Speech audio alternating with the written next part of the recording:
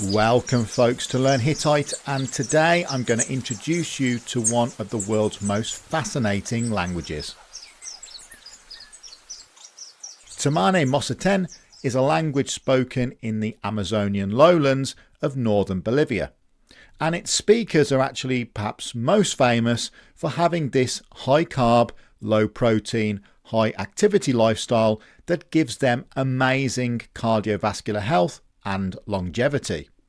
But we're not interested in that, oh no, because the language they speak is also highly curious and deserves much more attention in the linguistic community than it currently gets. So maybe we give it a little bit of attention today. Sound fun? Well, it will be, so let's get stuck into it. Chimane-Mosetén forms a small dialect continuum with around 13,000 to 16,000 speakers. The majority are Chimane, whose traditional communities are located along rivers and streams in the rainforest. Chimane remains a vigorous community language and the primary means of communication.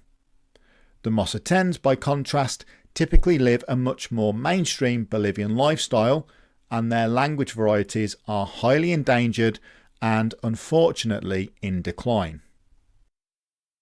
Now, in this video, I'm going to try and show you why I think this is one of the more interesting languages out there, and definitely worthy of some further attention. For simplicity though, I'll refer to the Chimane-Mosetén dialect continuum as I've already been doing, as a single language. Obviously the situation is more complicated, and without trying to get too deep into the dialect versus language debate, which, don't get me wrong, is interesting to talk about in and of itself, basically some authors treat Chimane and Mosetén as two distinct languages, while others analyse them as part of a single continuum. Various overlapping terms are used in the literature, and the situation isn't helped by the fact that much of the earlier research focused mainly on Mosetén, because basically that was the variety for which the data was available, whereas more recent scholarship tends to focus on Chimane. In fact, the English language page on Wikipedia currently just has an entry for Chimane, with Mosetén listed as a dialect. So yeah, basically there are differences out there. For simplicity though, I'm just going to call it Chimane-Mosetén.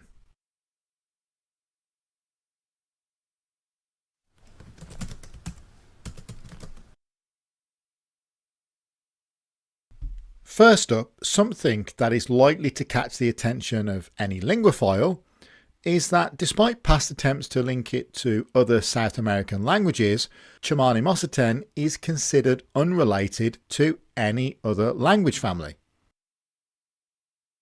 Sure, much has been speculated in the past. For example, it has been compared to the Chonan languages, linked to Proto-Takanan, and early on it was placed within broader macro groupings of the region, such as Macro-Pano-Takanan. However, even in many of these broader proposals, Chimane-Mosetén tends to appear as a very early diverger. Many of these proposed relationships were put forward largely on the basis of vocabulary comparisons alone, and so none of them have really held up to the more rigorous analysis typically expected in the literature today. For example, many of the lexical comparisons fail to properly account for possible loanwords. And in the earlier literature, a lot has been made of the similarities in the pronominal forms between Chimane-Mosetén and various other languages. However, some researchers argue that these similarities are better explained as the result of a wider Amazonian linguistic area rather than a genuine genetic relationship. For that reason, Chimane-Mosetén is now generally treated as a language isolate.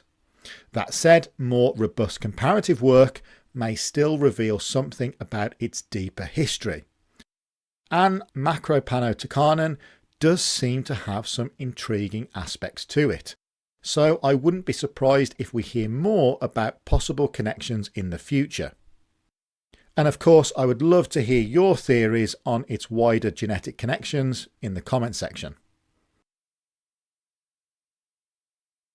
So for the time being, it remains an isolate, which is cool, but like any language, it doesn't mean it developed in isolation. And with Chimane-Mosetén, we see that it actually sits in this intriguing geographic borderland position, which has enabled it to absorb features of both Amazonian and Andean languages, which makes it quite unique in that regard. Take, for example, the contrastive nasality in its vowel system.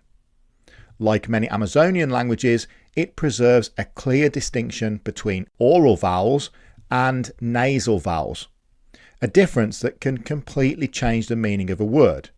And here on screen now, I'll put a few examples of these nasal contrasts, where hopefully you can see that by simply switching an oral vowel to a nasal one, or vice versa, you can produce an entirely different word. And for comparison, I'll also put on screen a few examples from Barasano, a language spoken in northwestern Amazonia. But we also find features that differentiate the language from those Amazonian neighbours.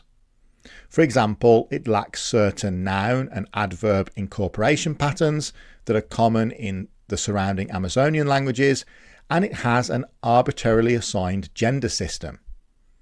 In Chimane-Mosetén, nouns referring to humans or family relations take the gender you'd expect them to take. And if the gender of the person is unknown, well, then in that case, the feminine form is used by default. But beyond that, there's no clear pattern to how nouns are classified by gender, which is somewhat unusual for an Amazonian language. In other languages of the Amazon, oftentimes certain patterns can be determined. In Palikor, for example, objects with a constant, bounded, rigid shape tend to be feminine, like the words for canoe or cup, while substances or materials without a fixed shape, such as water, wood or clay, are neuter. In Lokono, gender can instead reflect social and cultural attitudes. The masculine gender is associated with things considered positive, powerful or respected, while the feminine may be used for things viewed negatively or with disdain. Interestingly, however, in Palikor it is reversed, with the feminine gender often being associated with positive value, while the masculine can carry more negative associations. Turtles in Palikor are usually feminine, for example, but if you were to stumble upon a particularly irritating turtle, well, then its gender would actually change to the masculine. In some languages, gender distinctions also follow an animacy hierarchy, where animate beings are classified as, for example, masculine, while inanimate, non-human objects fall into the feminine category. In other words, across many Amazonian languages, it is often possible to identify some underlying principle, whether based on shape, animacy, or cultural valuation, that helps explain how nouns are classified. In Chimane-Mosetén, however, aside from nouns referring to humans or some family relations, no such clear organising principle seems to emerge.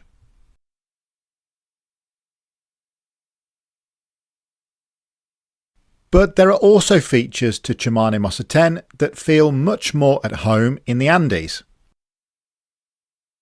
For instance, Chimane-Mosetén has a complex verb agreement system in which verbal suffixes mark both subject and object arguments. Take, for example, this sentence from Quechuan, the poster boy of the Andean languages. Here on screen I have marked both the subject and object agreement markers on the Quechuan verb. Interestingly, this suffix here can be analysed as a fusional suffix, since it encodes both the subject and the object in a single morpheme. In Aymara, another Andean language, this kind of fused person marking is the standard way of marking person on the verb. And now let's compare this to an example of subject and object verbal agreement marking in Chimane-Mosetén. Here in this example we have a fusional suffix, similar to what we saw earlier. But Chimane-Mosetén also has examples where the subject and object are marked by separate suffixes, as we can see here. Now, subject and object verbal marking is also found amongst other Amazonian languages. But what unites Chimane-Mosetén with the Andean linguistic zone is the complexity of the system and the fact that the Chimane-Mosetén verbal complex is predominantly suffixing. In fact, a strong preference for suffixing and the relative lack of verbal person marking prefixes is often noted in the literature as a characteristic of the central Andean linguistic zone. And while verbal person marking prefixes are relatively uncommon globally, they are however found in a number of South American languages. So there we have it, folks. That's my brief introduction to this criminally underappreciated language isolate of South America. A language that somehow manages to serve as a kind of microcosm of both the Amazonian and Andean linguistic spheres as a whole. Let me know in the comments if you'd like a deep dive into more of the typological differences between the Amazonian and Andean linguistic regions. Obviously, there's quite a lot of diversity across such a large geographic area, but if you'd like to learn more about the Andean and Amazonian linguistic zones, well then you can check out Chapter 2 in Eichenwald's The Amazonian Languages. It's well worth a read. The Oxford Guide to the Languages of the Central Andes also has a really well put together chapter on the Amazonian Andes interface. Here the authors look at the typological patterns and the linguistic connections between the Andean and Amazonian zones. It's another text that's well worth looking into if you found this video interesting. Or if there's a specific language family or proto-language you'd like a better look at, just let me know in the comments and I'll see what I can do. I've been Learn Hittite. Give me a like and a sub if you enjoy this kind of content. You can also help fuel my caffeine consumption if you'd like to contribute towards that.